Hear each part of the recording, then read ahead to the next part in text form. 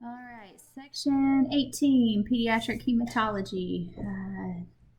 We're going to talk about sickle cell disease. Describe health maintenance and expected course for children with sickle cell disease. So, children with sickle cell disease are definitely a special population. They require additional therapy and immunizations, as well as subspecialty care. Sickle cell disease can be detected on the newborn screening. Often parents will know their carriers. We'll perform the newborn screening and find out that the child has hemoglobin SS or hemoglobin FS, depending on at what point in time the newborn screening is performed. And we'll initiate care with the subspecialist. Children with sickle cell will get all of the routine immunizations as well as additional meningococcal and pneumococcal vaccinations very early in life. They will also begin on prophylactic amoxicillin very early in life because they are considered functionally asplenic. You expect the sickle cells to sickle into the spleen and keep it from working. They may have painful episodes throughout their life course. And they are kept on a variety of vitamins and supplements to help limit those and to help keep their anemia minimized. Let's see. Recognize the complications of sickle cell disease that can lead to additional morbidity and mortality.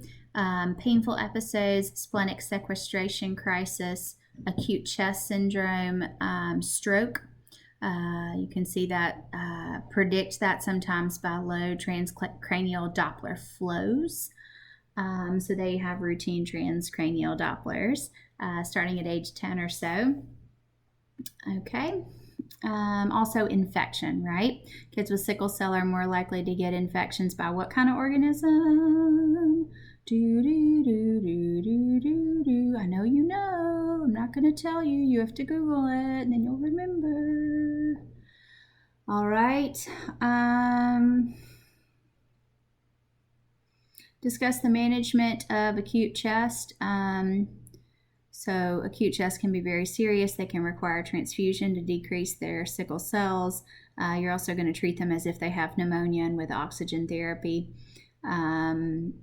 You're also going to give them quite a bit of fluid to help, again, break up those sickled cells.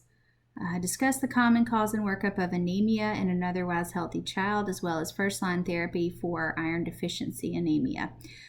So if they're anemic with a low MCV and the Menser index suggests that it is iron deficiency anemia, we just treat them with iron and then recheck in a couple of months.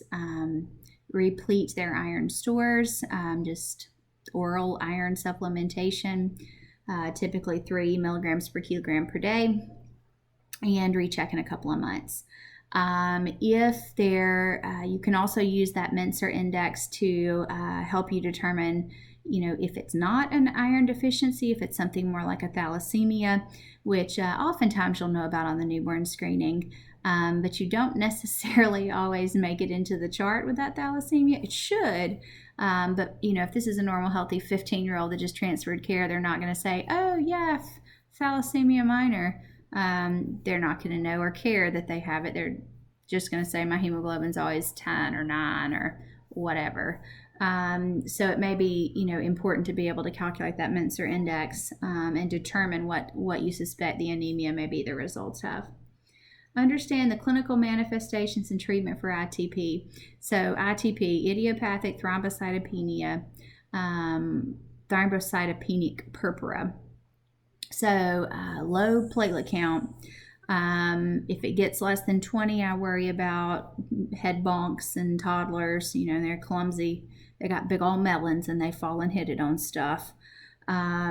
So I get nervous at less than 20. Less than 50, I don't want them to have surgery. At less than 20, I don't want them to be out playing. At less than 10, I usually put them in the hospital. Depending on their RH status, we can treat with Winrow. Otherwise, if they need a procedure, we can give them platelets, but platelets have a very short half-life, particularly ones that you're transfusing. So most of the time we just have to watch and wait for their platelets to come up. If it's idiopathic, I mean, we don't know what caused it. We just have to watch and wait. All right, that is our section on hematology.